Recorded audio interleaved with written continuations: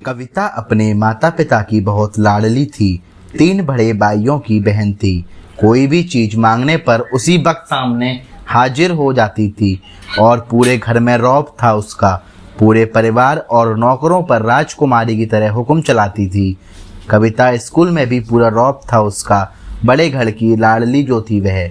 ऐसे ही उसने कॉलेज में दाखिला लिया। उसके ठाट बाट, बड़ी गाड़ी में आना जाना, हर दिन नया फैशन देखकर हर कोई उससे दोस्ती करना चाहता था। थोड़े ही दिनों में उसके बहुत से दोस्त बन गए। पूरे कॉलेज में उसकी अपनी एक ही पहचान थी। इसी दिन उसका एक रिश्ता आया। खानदानी लोग थे और पापा की पुरानी जान पहचान थी उनके साथ। कविता के साथ कोई ज़बरदस्ती नहीं थी, पर कविता ने फिर भी हाँ कर दी, क्योंकि वह अपने परिवार से बहुत प्यार करती थी। वह जानती थी कि वह लोग उसका अच्छा ही सोचेंगे। लड़के का नाम राज था। राज काफ़ी पढ़ा लिखा और समझदार लड़का था। ससुराल वाले भी बहुत अच्छे थे। ससुराल में कविता की जगह वैसी ही थी जैसे कि मायके में। कोई भी काम कविता की सलाह के बिना नहीं होता था। सबकी लाडली बहू बन गई थी वह। फिर उसके घर एक बेटे का जन्म हुआ। राहुल कविता को जान से प्यारा था। पोता पाकर ससुराल वाले तो फूले नहीं समाते थे। कविता कभी कभी सोचती थी कि उसकी किस्मत कितनी अच्छी है। उसका हर अपना उससे कितना प्यार करता है। चाहे जीवन में कैसा भी समय आए, मेरे अपने हमेशा मेरे साथ हैं। मैं कभी अकेली नहीं हो सकती। कितनी खुशकिस्मत हूँ मैं। पर शायद कविता की खुशियों को उसकी ही अपनी नज़र लग गई। एक दिन वह मायके जाने की जिद कर बैठी।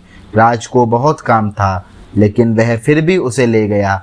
रास्ते में उनकी गाड़ी अन्य गाड़ी से टकरा गई। कविता, राज और राहुल बुरी तरह जख्मी हो गए। काफ़ी दिनों के इलाज के बाद राहुल और राज तो ठीक हो गए, लेकिन कविता पूरी तरह ठीक ना हो सकी। सर पर चोट लगने के कारण वह अपनी आंखों की रोशनी खो बैठी। अब कविता की किस्मत जैसे उल्टे पांव चलने लगी।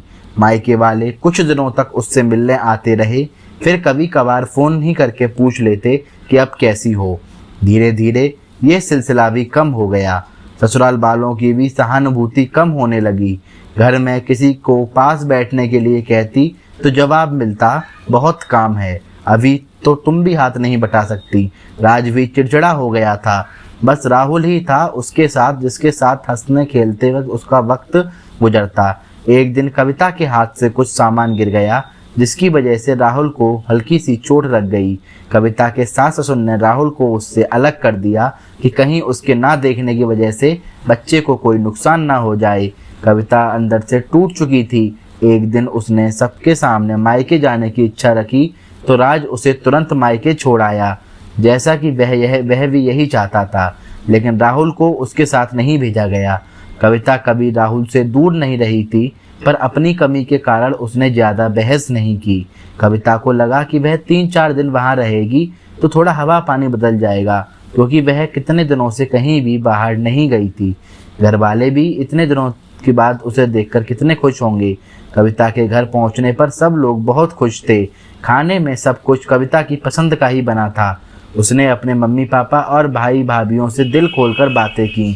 उनके छोटे छोटे बच्चे भी बुआ के साथ घुल मिल गए थे।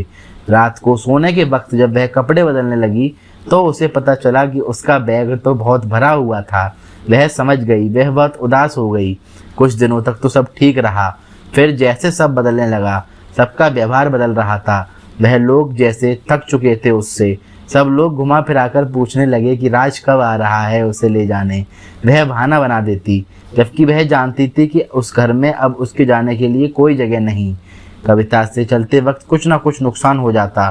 थोड़ी बहुत टोका टाकी उसे सुनाई देती, वह टाल देती।